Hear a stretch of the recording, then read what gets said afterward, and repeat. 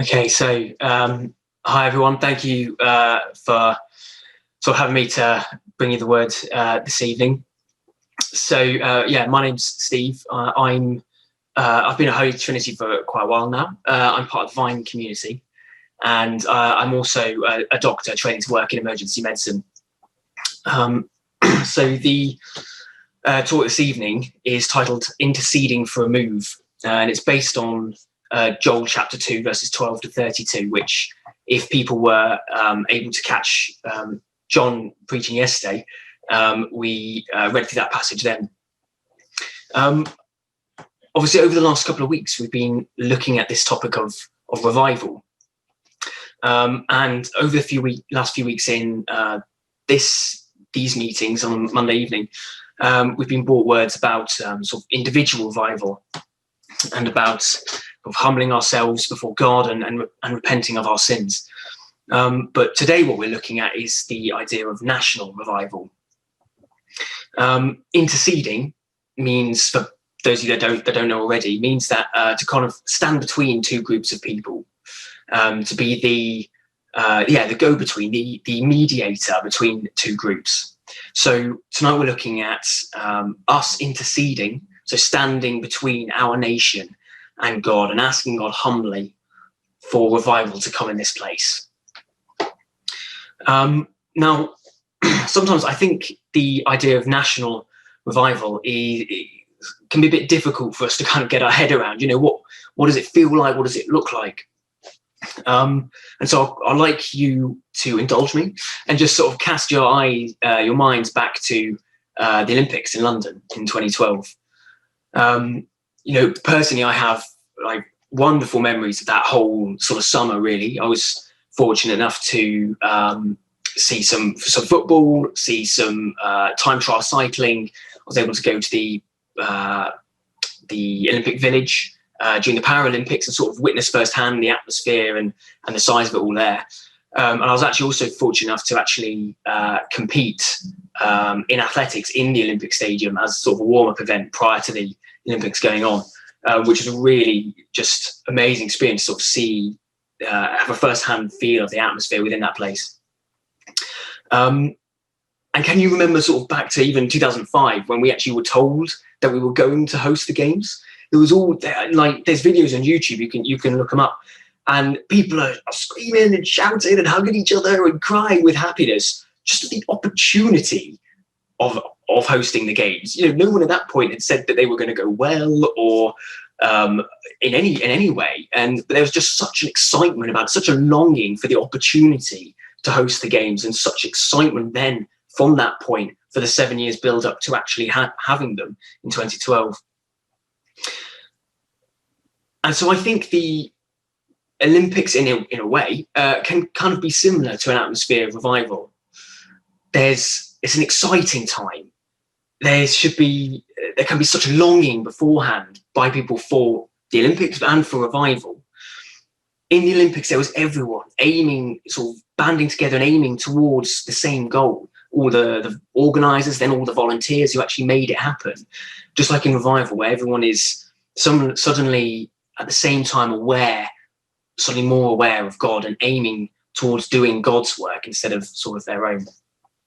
And in the scale of it, how huge the Olympics was can be similar to how revival can break out. And just the joy that surrounded that whole Olympic experience should hopefully be what revival is like as well. Just a sense of real joy. Now, part of the reason I actually mentioned that at the beginning is because I want you to remember, as we talk through the rest of this, that sense of longing for revival, that sense of joy and excitement that it should bring. Because in Joel, there's an awful lot of kind of sorrowful outbursts and somber tidings. And just so for us just to remember that revival is not only a deeply serious and much needed sort of event in this nation, but it's also something to be excited about, to long for. So looking at Joel, sort of who is Joel? I mean, we don't know a massive amount about Joel himself, but what we do know is that he was active during a time of sort of great hardship for Israel. In chapter 1, we see Joel sort of pouring himself out in front of God, and he's interceding between Israel and God. In verse 19, he's saying, "To you, Lord, I call," and he's interceding at that point. And there's such a really raw outpouring of grief for the state of his nation.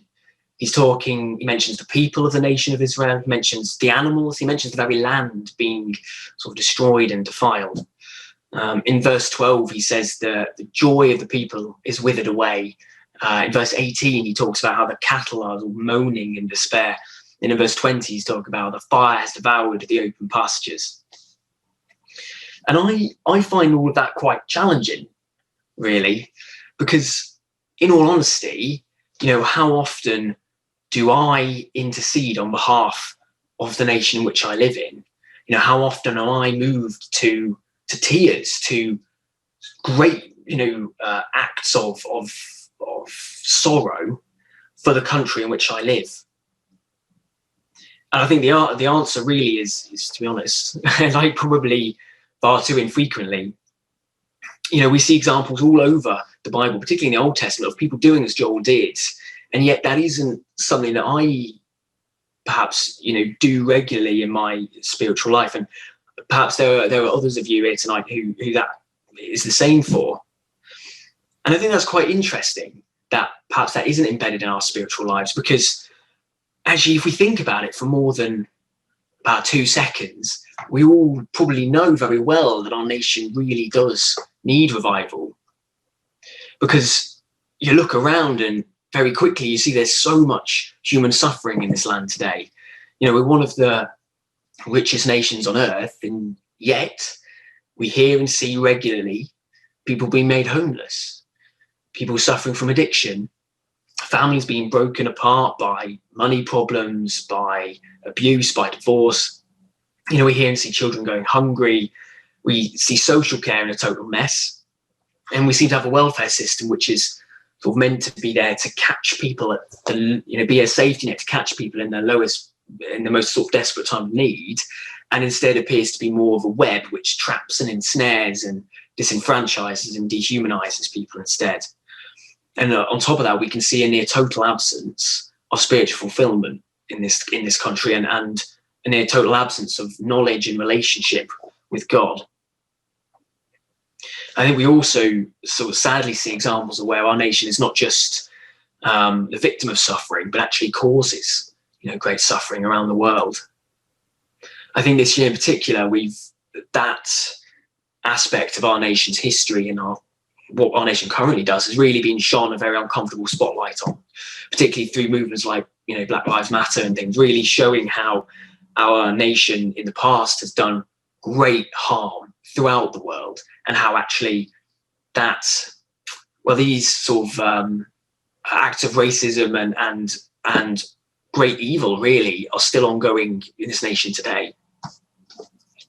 So we can see that really easily. When I wrote that down for this sermon, that didn't take long for me to think of. That flowed off the page, because it's quite evident a lot of the time, and many of us can see it. So we know that our nation needs revival, because it is broken and it is lost. But I also actually think there's another reason why our nation needs revival. I was listening to Radio 4 the other day, and I was listening to an interview with a man called Jan Egeland. Now, he's the Secretary General of the Norwegian Refugee Council. And now he was being interviewed with regard to sort of our Chancellor's recent decision to cut the national development aid budget, which it would be a conversation for another time. But he was interviewed regarding this, and what he said kind of stuck out to me, really. I'm going to paraphrase what he said, because it was a long interview. But in there, he basically said that the UK has been a world leader in promoting sustainable aid and helping those in need. That it has particularly advocated in the areas of education for women, for protection of women in war zones, as well as advocating heavily within the G7 nations that whatever COVID vaccine is produced must be made available to the poorest nations in the world. And that stuck with me because, as I said, we can so easily see where this nation is broken and fallen and hurting and in desperate need of rejuvenation. And yet, despite our nation being in that state, God is using it for good in places in the world. So our nation not only needs revival, I think, because it is lost and broken, but also potentially because of the good it could do. If this nation stopped thinking about itself, stopped being isolationist, and turned towards God and instead moved to do his work, like, just think of what it could do. If it can do such good whilst sort of being so broken now, how much good it could do if it turned back to God and gave itself to him. And yet, despite knowing all of this in our heads, we don't weep for this nation. It's not something we do regularly. So sort of we seem to know it in our heads, but not feel it in our hearts, in our souls. So how do we move from that position of knowing our nation needs revival intellectually and moving to a position where we feel it deep inside of us? And I think Joel sort of gives us the secret in verse 13 when he says, "Rend your heart and not your garments." The word rend means to tear, to wrench violently. It's a very sort of emotional word in a way. And, when somebody says the word rend, you can almost imagine, sort of fibers of flesh being torn apart. And I think what God is trying to tell us in this passage today when it comes to revival is that our hearts need to be broken. We need to have God's heart for this nation. Because only then will we be moved to truly intercede for our nation. Only then will we truly long for revival. And there are examples in the Old Testament and the New Testament where people get this, where people have really sort of had their hearts broken for the people that they represent. In Daniel chapter 9, he says, "So I turned to the Lord and pleaded with him in prayer and petition, in fasting and in sackcloth and ashes." He was willing to starve himself to fast. He was willing to take off his nice fancy clothes, which he would probably have had as a high position advisor to the king, and instead wear rags, and then cover himself in dirt to humble himself before God, before then interceding between Israel and God. In Romans chapter 9, Paul says, "For I have great sorrow and unceasing anguish in my heart." And what he's talking about there is the pain that he feels for the Jewish community not accepting Jesus as their Lord and Savior. So there's two examples there of people who really get this idea of, who really had their hearts broken for the people that they represent. And so I feel that if we are to move into a position of feeling deeply for the state of the nation in which we live, and to follow in the footsteps of people like Joel and Daniel and Paul, we have to have our hearts broken by God for this country. Now, I think there's also perhaps another reason why we don't necessarily regularly call out for our country and pray to God on behalf of our country. And I think maybe that's because deep down, if we really sort of search ourselves, perhaps there is a lack of belief, a lack of real knowledge that God can do this, that God can bring revival. I think 2 weeks ago, we looked at Habakkuk 3, and there was that great verse in verse 2 which says, "I have heard of your fame, and I stand in awe of your deeds, O Lord." The deeds of our Lord echo through the ages, and they are awesome. The Old Testament prophet absolutely believed this, and so should we. And actually, I think that many of us here tonight probably do. I'm sure many of us could give loads of stories how God has moved in powerfully in our own lives and in the lives of those around us. And if you've been following the sort of revival podcast that I think Jitesh led earlier in the year, looking at revivals around the world and throughout the centuries, there's examples there of God unleashing revival even now. So we looked at the Welsh revival The most recent of one was in 1904, and in that revival, they estimate 100,000 people came to Christ. 100,000. That's mind-boggling. We rightly celebrate when one person comes to Christ, but 100,000, that's just absolutely amazing. We looked at the Hebrides Revival, which was on the island of Lewis in Scotland in 1949, and about how there was sort of a sudden and unprompted collective awareness of God in the people of Lewis, almost from nowhere.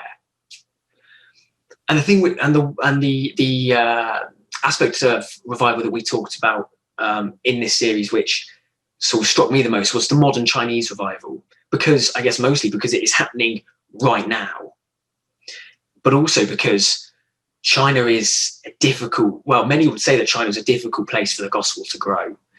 In this nation, we are fortunate enough to not have a government which has openly repressed us and persecuted us, but that has happened in China recently.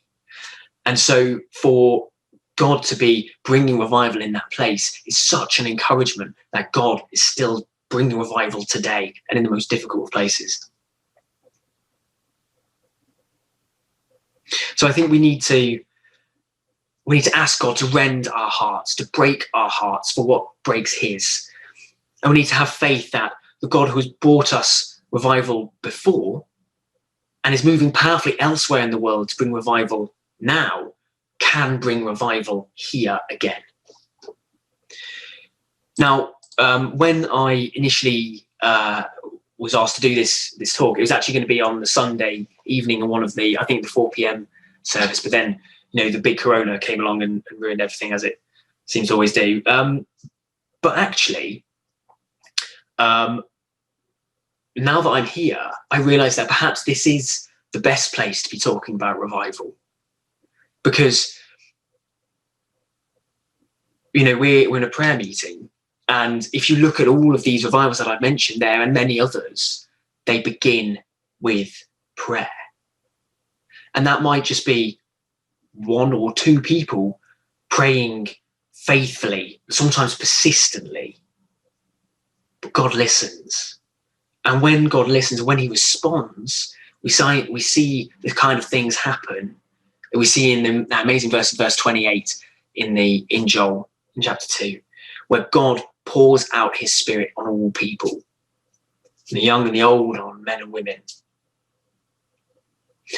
And so as I now stop talking and we move forward, to do the real business of the evening, which is pray, I think we should go forward and pray that God will rend our hearts and will break our hearts for this nation.